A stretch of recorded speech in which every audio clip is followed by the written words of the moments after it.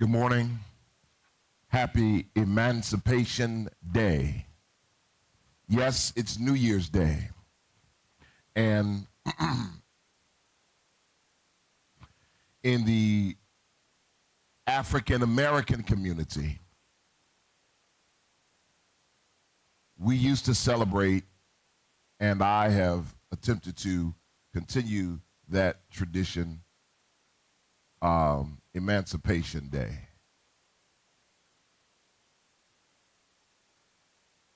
And so today, I want to remind some people that in 1862, on January 1st, Abraham Lincoln thought it would be prudent to do a test run of emancipation. And so on January 1st of 1862, there was a major celebration marking the emancipation of slaves in the Washington District of Columbia. It was a test run. There were parades, there were celebrations. It was amazing. Of course, there were Africans who were free and who were working already. But this was a test run to see what it'd be like to free all of the former slaves. In order to provide incentive, Abraham Lincoln offered all slave owners $300 for each slave. Because, see, we were considered property.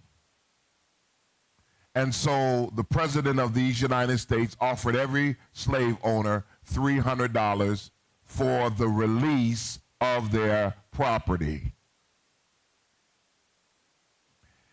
They offered every slave, former slave, who had been released $100 to leave the country.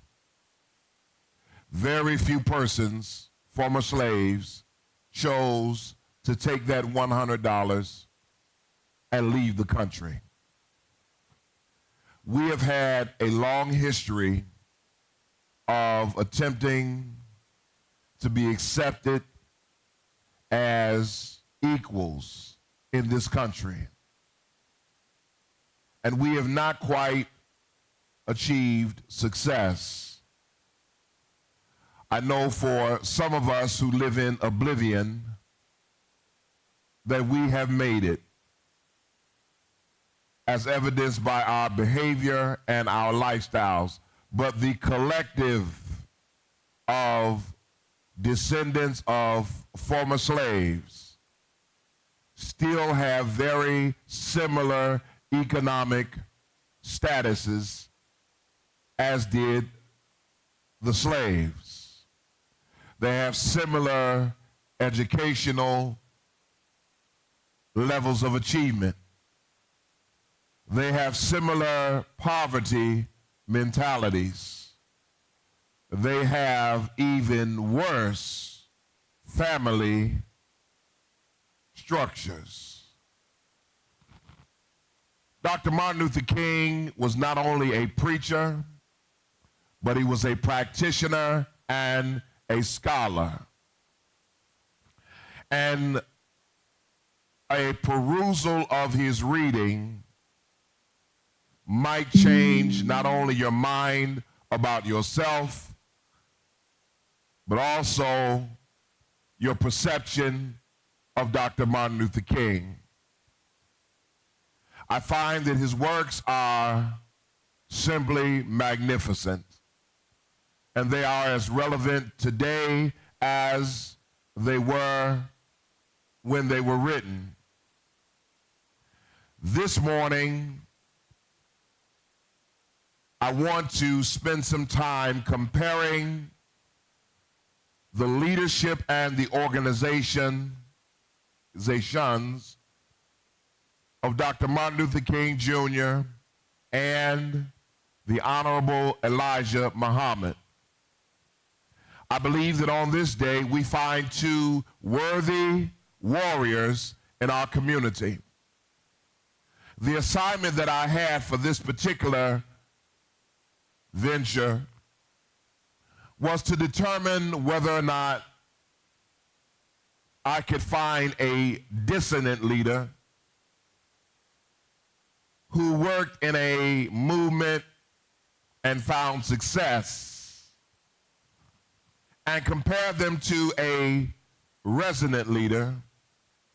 I'm sorry, I have that backwards. A resident leader who worked in a particular movement, organization, what have you, and found success, and compare them to a dissonant leader who may not have found as much long-term, sustained, and desired success.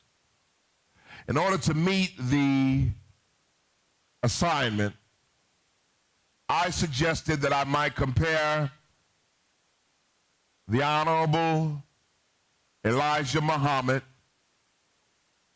to Dr. Martin Luther King Jr. And I must confess that initially I did not know a lot about the Honorable Elijah Muhammad.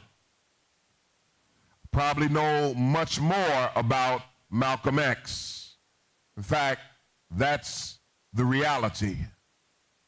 But I never truly looked into the personality, the writings, the readings, the speeches, the philosophy of the Honorable Elijah Muhammad.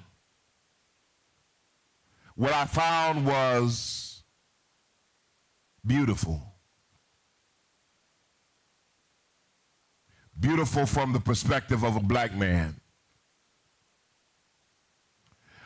I realize as well that many persons, although we do have a holiday celebrating the life of Dr. Martin Luther King, I realize that many persons do not know much about Dr. King as well, only what they've heard in passing.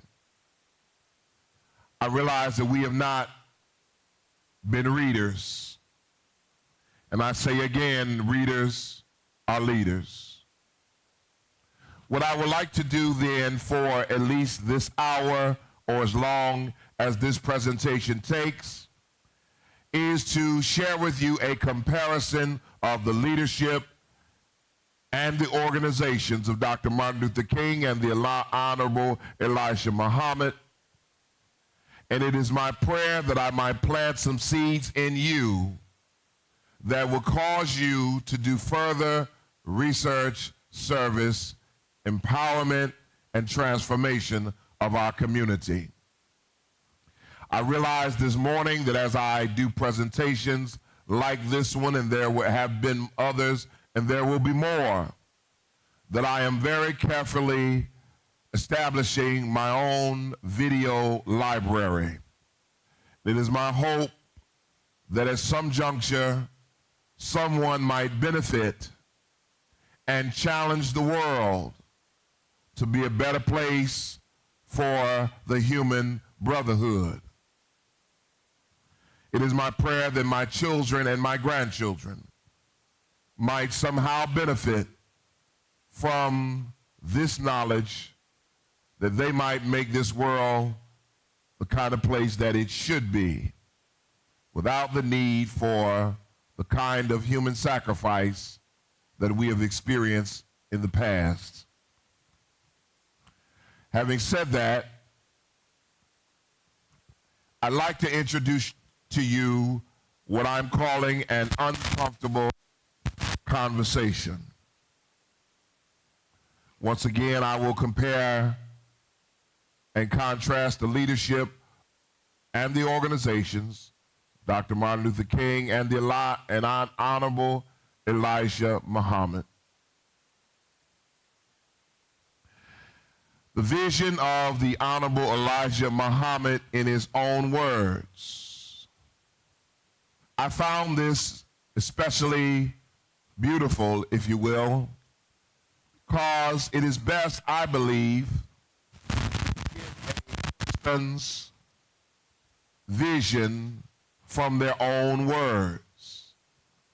Here some of the quotable quotes of the Elijah Muhammad in his own words.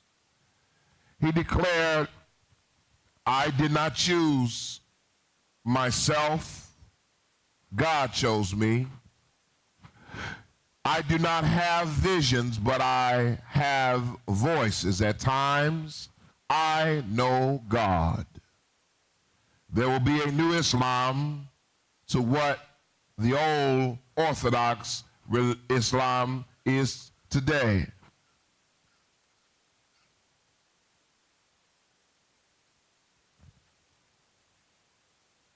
The old Islam was led by white people, but this one will not be. This Islam will be established and led by black Muslims only. This is the resurrection of our people in America. Our people have to be pointed out the right way to go, not out of America, but out of the evils of America. Our people were made unrighteous by the slave masters, the white people. It was the slave masters that made you evil. You are forgiven of every evil on your accepting Islam. They were made unrighteous, whether they were actually blue-eyed or not. If they are actually one of the members of that race, they are devils. It was from him that I have learned all that I am now teaching. I do not know anything myself. I would only want to be remembered for the work that I do in the name of Allah. It is far more important to teach separation of blacks and whites in America than prayer. There is no other God but Allah. I would also like to compare the vision of Dr. Martin Luther King Jr. in his own words. White America was ready to demand that the Negro should be spared the lash of brutality and coarse degradation, but it had never truly committed to helping him out of poverty, exploitation, or all forms of discrimination. White America left the Negro on the ground. In devastating numbers, walked off with the aggressors. It appears that the white segregationists and the ordinary white citizen had more in common with one another than either had with the Negro. Why is equality so assiduously avoided?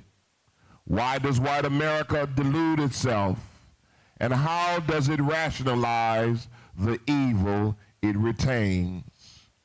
The majority of white Americans consider themselves sincerely committed to justice for the Negro.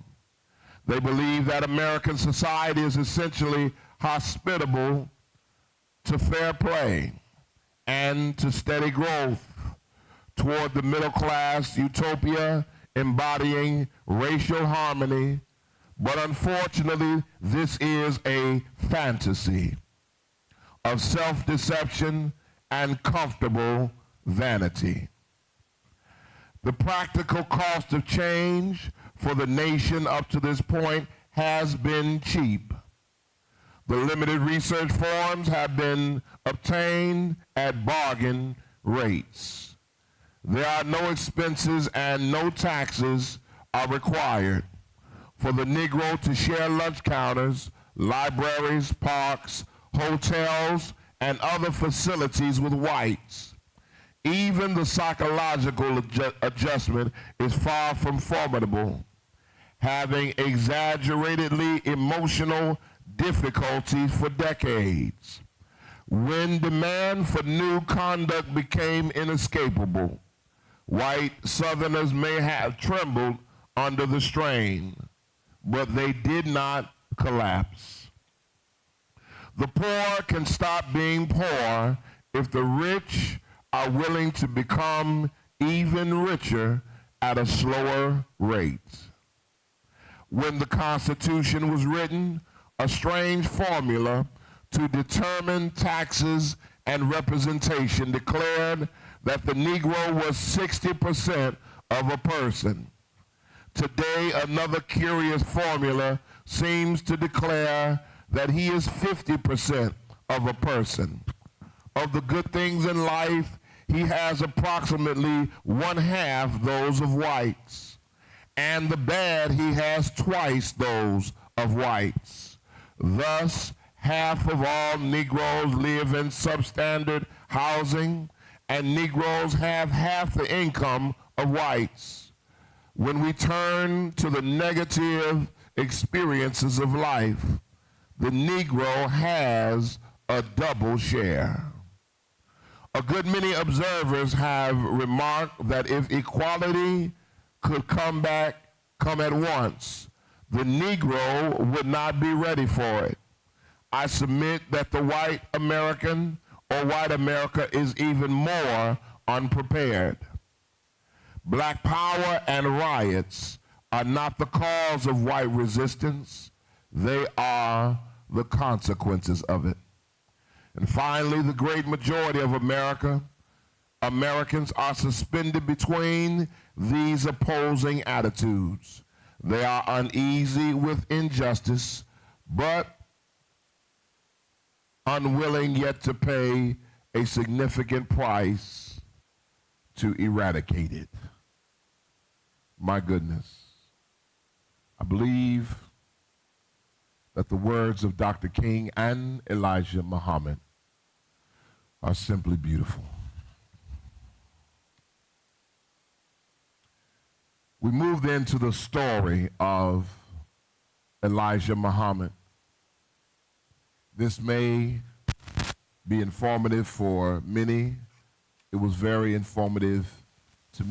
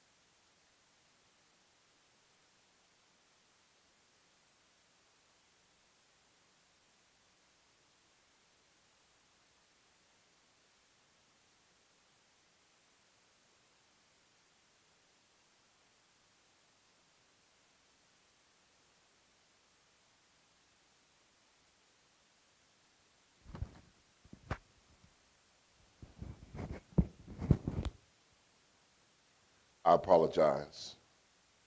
Elijah Muhammad was arguably influential, the most influential and significant teacher of Islam in North America. He was the most significant leader of the Nation of Islam. His birth name was Elijah Poole. He was born in Sandersville, Georgia. Elijah changed his name and encouraged his followers to do the same because they refused to carry the legacy and the name of the slave master owners.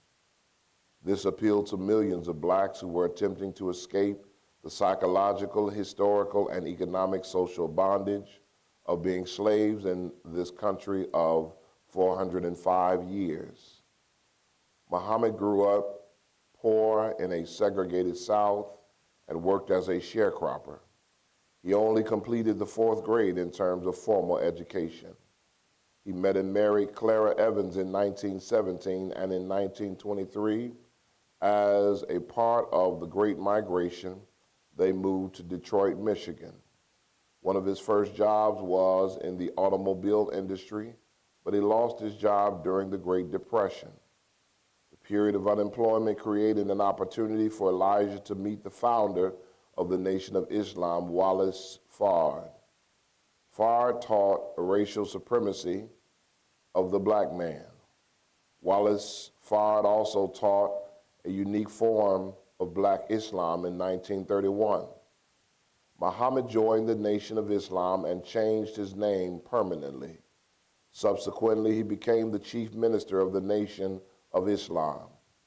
What we must know is that during this period, between 1917 and 1931, we witnessed the lynching of hundreds of thousands of black boys, girls, men, and women who at times hung from so many trees in America, along America's roadsides, that those dead, hanging, lifeless bodies began to be named strange fruit. Muhammad dedicated himself to growing the organization by teaching against white supremacy. He thought that white people were devils who were created to exploit the black race. Muhammad was sentenced to 4 years in prison in 1942 for preaching black supremacy and for refusing to enter the draft for the United States of America Army during World War II. Some of Elijah Muhammad's most famous disciples were Malcolm X and Muhammad Ali. It was Elijah Muhammad who inspired Muhammad Ali to refuse to enter the draft and to be stripped of his boxing title and 3 years of his prime fighting life. It is significant to know that during the height of the civil rights movement, the health of Elijah Muhammad began to decline.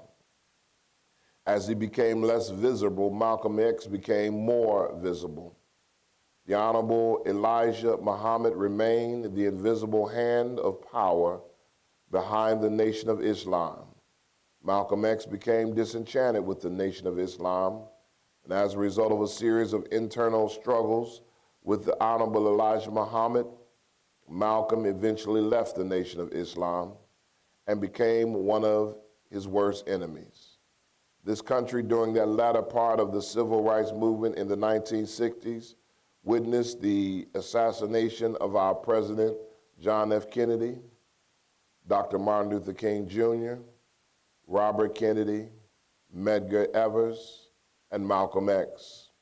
It is notable to mention that we also experienced the death of W.E.B. Du Bois in 1975. We experienced the death of the Honorable Elijah Muhammad. Since that time, with notable exception, President Barack Obama, the African American community, has not produced leadership of anyone who has even come close to the leadership that was extinguished during the period of death around the death of Elijah Muhammad. The Nation of Islam was eventually led by Minister Louis Farrakhan, who has used the nation for a long self-promotion campaign. Elijah Muhammad's son, Wallace Muhammad, was appointed by the Honorable Elijah Muhammad as his successor, and he led many Muslims to become Sunni Muslims. These organizations continue to exist today, but they have not experienced the kind of sustained and desired change that either Elijah Muhammad would have hoped for or that America would hope for as a result of internal confusion and governmental suppression. Are you all ready for this? The story of the Reverend Martin Luther King Jr., January 20th, 1929 to April 4th, 1968. Dr. Martin Luther King was a fourth-generation Baptist preacher. His father, who was affectionately known as Daddy King, was the pastor of the historic Ebenezer Baptist Church in Atlanta, Georgia, located on the historic Auburn Avenue. Dr. King was an exceptional academic. He graduated from high school at 15 years old and entered the historic Morehouse College in Atlanta, Georgia, in an early entrance program designed by his lifelong mentor, the late Reverend Dr. Benjamin Elijah Mays. After graduating Morehouse College, Dr. King went on to Crozier Theological Seminary in Rochester, New York, and then he went to Boston University Seminary, where he completed his PhD in systematic theology in 1955. Dr. King served as the assistant pastor of the Ebenezer Baptist Church in Atlanta for a season until he was called to the Dexter Avenue Baptist Church in Montgomery, Alabama. It must be noted that the Dexter Avenue Baptist Church was seeking a less controversial pastor. After dismissing the current pastor, the Reverend Vernon Johns, while pastoring the Dexter Avenue Baptist Church, Dr. King ascended to the leadership of the Montgomery boycott, which resulted in the desegregation of the Montgomery public transportation system. Dr. King was the co-founder of the Southern Christian Leadership Conference. It was an organization that was committed to teaching the 6 steps of nonviolent direct action. Those steps included gathering, educating others, personal commitment, negotiation, direct action, though direct action included boycotts, marches, rallies, letter writing, petitions, campaigns, political action, voting, public art, and performance. The final step was reconciliation, which was a teaching of the understanding of the nonviolent friendship and understanding. Nonviolence does not seek to defeat the opponent. Nonviolence is directed against evil systems, oppressive policies, not against persons. Dr. King traveled to India to study and to meet Mahatma Gandhi. Because he was influenced by his philosophy of nonviolence, in 1964, Dr. King was awarded the Nobel Peace Prize. On April 4th, 1967, Dr. King made his opposition to the Vietnam War public. He noted the connection between racism, militarism, and materialism. Dr. King was arrested many times. One of those times resulted in his writing the letter from a Birmingham jail in 1963. Dr. King's letter was addressed to white clergy members. Dr. King organized the March on Washington in 1965, where he delivered his infamous "I Have a Dream" speech. Prior to his death and the writing of his memoirs in his book entitled "Where Do We Go From Here? Chaos or Community," Dr. King was actively organizing a Poor People's Campaign and yet another march on Washington. Dr. King had put on display for America and the world the love language of capitalism, racism, and segregation, which was bloodthirsty violence. Dr. King had also begun to examine the relationship between poor whites and poor blacks in America. Dr. King had begun to establish relationships between the working poor in America and the working poor black in America. In his efforts to bring fair wages to garbage workers in Memphis, Tennessee, he told poor white workers that their problems were the same as his people's problems, and that they should unite in the protest of American capitalism and greed. This kind of efforts toward unity, economic empowerment, and fair wages for all. On April 4th, 1968, Dr. Martin Luther King was gunned down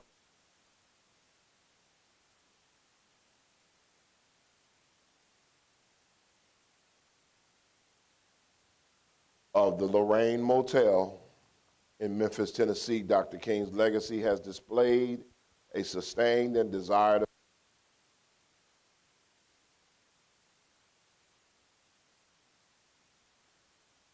upon black people, American people, and people throughout this global community. My goodness.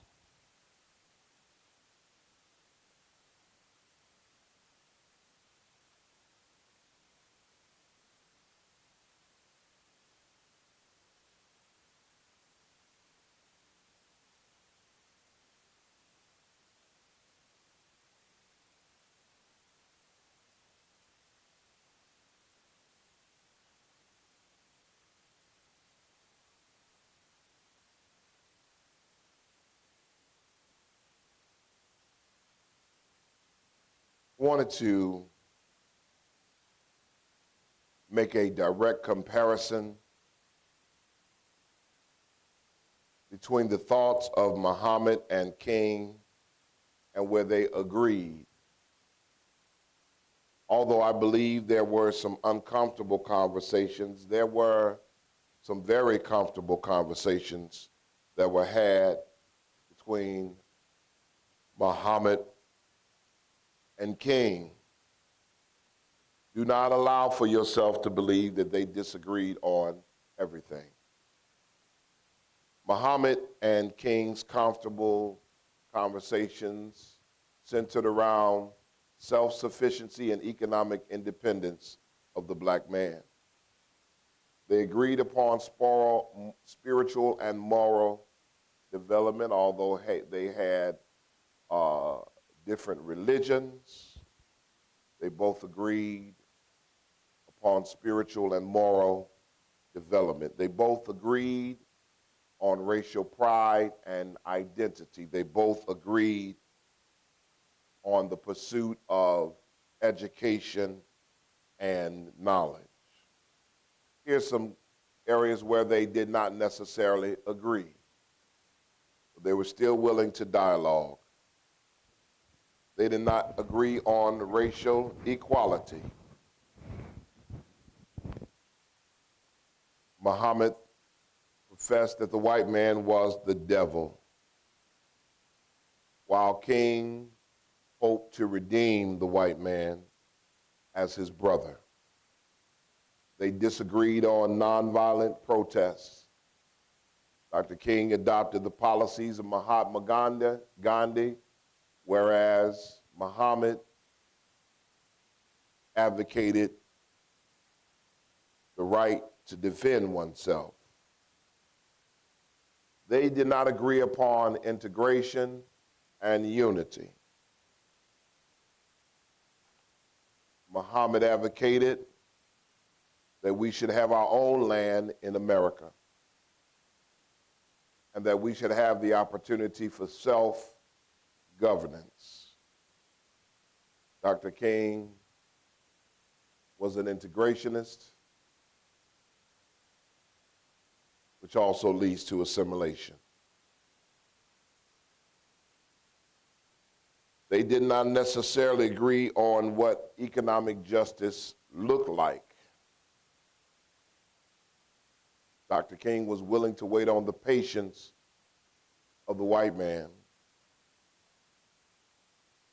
Muhammad believed in starting self-sufficient businesses and farms and schools. They did not agree on voting. Dr. King thought voting was a critical vehicle for the empowerment of and the acceptance of the black man. And he believed in the protection, enforcement, and advocacy of the constitutional rights. Muhammad was not interested in the Constitution or voting. Dr. King advocated global peace and global justice. Muhammad advocated separate but equal. fact, he advocated separatism. Dr. King advocated the beloved community where all races would be one. I believe you know by now that the Honorable Elijah Muhammad preached black superiority and the separation of races, unequivocally. Uncomfortable and comfortable conversations. I need to take a side note here to share my personal connection with Dr. King and his family. This project is very close to my heart. I was a student at Morehouse College in the fall of 1984 through graduation, the class of 1988. Dr. King was class of 1948. I worked in the Southern Christian Leadership Conference on Auburn Avenue as a student advocate. I organized a student chapter of the Southern Christian Leadership Conference in the Atlanta University Center. I was the president. I personally organized student protests. We were there to convince busloads of students to travel throughout the South to protest incidents of racial injustice. I personally met all of the King family and their entourage. Serving as a chaplain assistant at the Martin Luther King Jr. Chapel, I had the privilege of carrying Daddy King's casket out of our chapel after he laid there in state.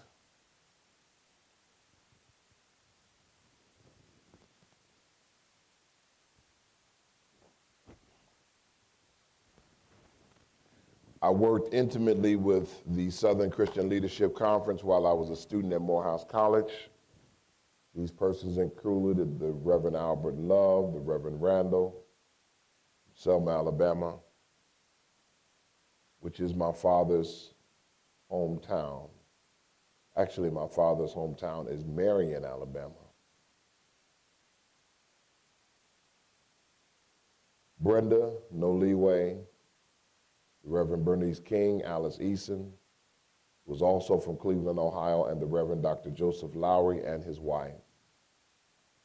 As president of the Atlanta University Center SCLC chapter, I organized a protest at the local Winn-Dixie in East Point, Georgia, where we blocked the doorway of the supermarket in protest against these companies' use of products from South Africa as a show of solidarity against the apartheid system. Ms. Deborah Marshall, chapter vice president and student at Clark College, and I were arrested. Dr. Joseph Lowry himself came to bail us out of the East Point, Georgia jail shortly thereafter. I've never met the Honorable Elijah Muhammad or any of his family members. I would like to. I did stand in the balcony of the Wheat Street Baptist Church for 3 hours, listening to the Minister Farrakhan speak. It was the one and only time that I saw the Minister Farrakhan speak in person. Thanks be to God.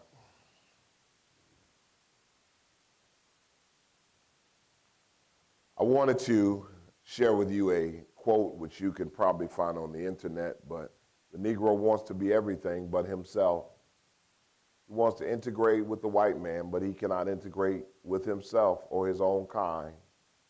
The Negro wants to lose his identity because he does not know his own identity.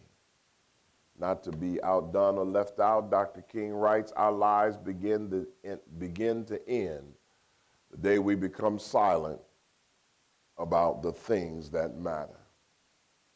Once again, I want you to be clear that I find this study and comparison to be beautiful. The Southern Christian Leadership Conference is the organization of Dr. Martin Luther King. He was the co-founder and president, Ralph Abernathy, his friend, was the successor.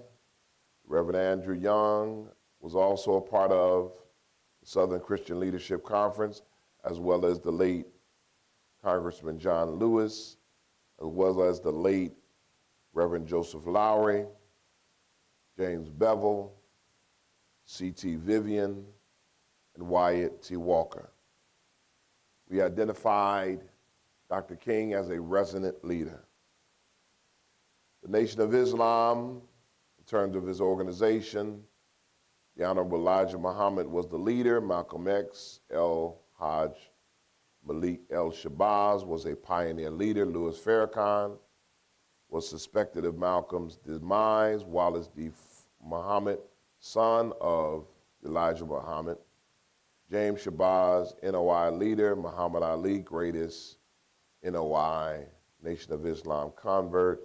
And Clarence 13X was a great teacher. We identify the Honorable Elijah Muhammad as a dissident leader. Southern Christian Leadership Conference is an African-American civil rights organization based in Atlanta, Georgia, and is closely associated with its first president, Martin Luther King Jr., who had a large role in the American civil rights movement. As compared to the Nation of Islam, is a religious organization founded in the United States by Wallace Fard Muhammad in 1930. A centralized and hierarchical organization, the NOI is committed to black nationalism and focuses on the attention its attention on the African diaspora, especially on African Americans.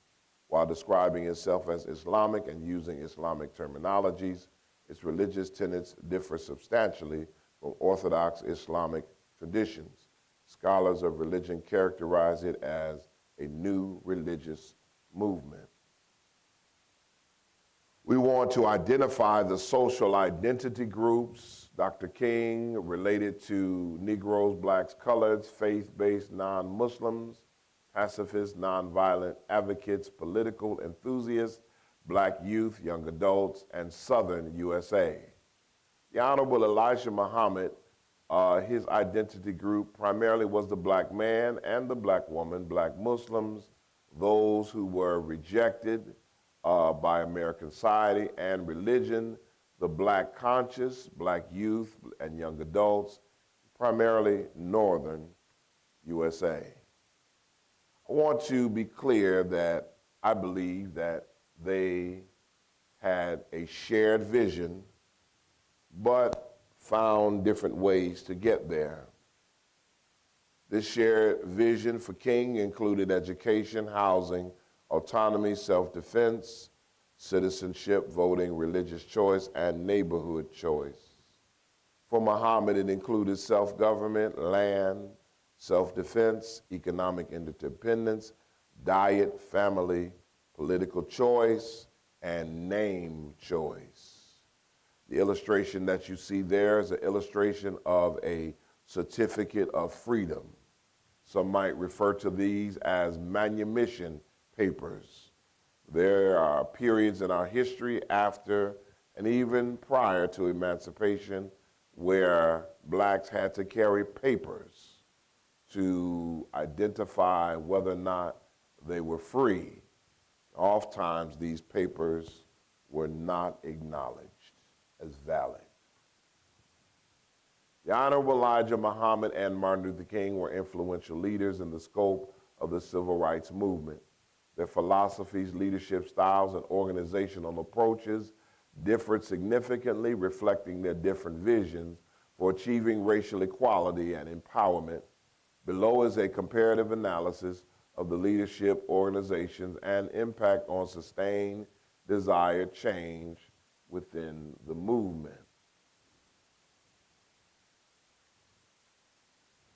PEA is positive emotional attractors. NEA is negative emotional attractors. Tipping points are points of diversion caused or either prevented by positive emotional attractors or negative emotional attractors. On the Dr. King timeline, we would note the 1955 bus boycott as NEA, a negative attractor, becoming a positive emotional attractor. In 1957, SCLC was founded. We note that as a positive emotional attractor. In 1963, he was put in jail and wrote a letter. We would note that as a negative emotional attractor. There was a march on Washington, I Have a Dream. We note PEA. 1964, we note the Civil Rights Act, PEA. The Nobel Peace Prize, PEA. Selma to Montgomery March, NEA, moving to PEA. The Chicago March, NEA. 1967 Vietnam speech, NEA. The Poor People's Campaign, PEA. And then on April 4th, 1968, Dr. King was assassinated. We note that as a negative emotional attractor. As it relates to Dr. or the Honorable Elijah Muhammad's timeline, he was born in Sandersville, Georgia, PEA, becoming an NEA because of the hardship of his life. 1931, he met W.D. Fard in Detroit, Michigan, and was converted. That would be a PEA. 1934, Fard vanishes, NEA. Soon thereafter, Muhammad becomes the new leader, PEA. 1942, Muhammad refuses to be drafted, an NEA, which turned into a PEA. 1942 to 1946, he was in prison, NEA. 1950 to the 60s, the rise of Malcolm X, PEA. 1964, Malcolm and Muhammad divide, NEA. Malcolm visits Mecca and evolves, PEA. 1965, Malcolm is assassinated, NEA. 1975, Muhammad dies, NEA. The nation in turmoil, NEA. The rise of Wallace D, NEA. The rise of Farrakhan, a negative emotional attractor. In terms of education, Dr. King graduated high school at 15 years old, went to Morehouse College in 1948, Crozier Seminary in 1952, Boston School of Divinity, achieved a PhD. He authored 95 books. Honorable Elijah Muhammad, his education ended at 4th grade, after which he went to work in the sawmills and the brickyards to support his family. He worked with his parents as a sharecropper. When he was 16 years old, he left home and began working in factories and in other businesses. He authored 29 books. In terms of philosophy, Dr. King's philosophy was nonviolence is a love-centered way of thinking, speaking, acting, and engaging that leads to personal, cultural, and societal transformation. The triple evils of poverty, racism, and militarism are forms of violence that exist in a vicious cycle. They are interrelated, all-inclusive, and stand as barriers to our living in the beloved community. When we work to remedy one evil, we affect all evils. To work against the triple evils, you must develop a nonviolent frame of mind, and as described in the 6 principles of nonviolence, and as used in the Kingian model for social action outlined in the Kingian model for social action is outlined in the 6 steps of the nonviolent social change. Some contemporary examples of triple evils are listed next to each one of them. Poverty, unemployment, homelessness, hunger, malnutrition, illiteracy, infant mortality, and slums. The teaching of the Honorable Elijah Muhammad, by comparison, for more than 40 years, human rights activist and Muslim minister, Elijah Muhammad stood at the helm of the Nation of Islam, a religious organization that combined the teaching of Islam with a strong emphasis on morality and self-sufficiency for African Americans. Muhammad was a devout believer in black nationalism and even once said the Negro wants to be everything but himself. He wants to integrate with the white man, but he cannot integrate with himself or with his own kind. The Negro wants to lose his identity because he does not know his own identity. My goodness. There is what Dr. Boyatzis calls emotional contagion. Dr. Martin Luther King was an excellent example of the use of emotional contagion to reinforce love, optimism, and unity among all people. Vision, passion, authenticity, and charisma. He used emotional contagion to inspire confidence, used the use of rhetoric, community building, empowering through discipline. He was a resonant leader and a positive emotional attractor. I would note that the Honorable Elijah Muhammad was an excellent example of one who used emotional contagion to reinforce hope and empowerment. He used vision, passion, authenticity, and charisma. He inspired confidence as well. He used rhetoric. He built community. He empowered through discipline. I would call Dr. or the Honorable Elijah Muhammad a resonant leader as well, and also a positive emotional attractor because of the many lives that the Honorable Elijah Muhammad touched upon and continues to do so today. He provided many blacks with a valuable option for self-dignity and pride. Note that they were very similar in this particular area. Finally, we move to our summary. Dr. King's legacy aligns more directly with sustained desired change in the movement. That change represented embracing integration, peaceful transition, and protests, which included a nonviolent change philosophy. While Muhammad's contributions were pivotal in fostering a sense of identity and self-reliance among African Americans, history has proved that Muhammad's philosophy was not sustainable and not consistent with the desired change in America. Dr. John H. Clark would say that Muhammad offered blacks a sense of wholeness. Both leaders, despite their divergent paths, advanced the cause of racial justice in profound ways. Some would say that they were two different sides of the same coin. It is universally agreed that white America did not have a very high approval rating of the Honorable Elijah Muhammad and his teachings. In theory, white America was more welcoming of the teachings and philosophy of Dr. Martin Luther King Jr. This is one of the major reasons why Dr. King was able to achieve the level of sustainable and desired change. It was unavailable to the Honorable Elijah Muhammad. Furthermore, it is the primary reason why Dr. Martin Luther King Jr. is viewed globally as a resonant leader, and the Honorable Elijah Muhammad is viewed by many as a dissonant leader. Thanks be to God.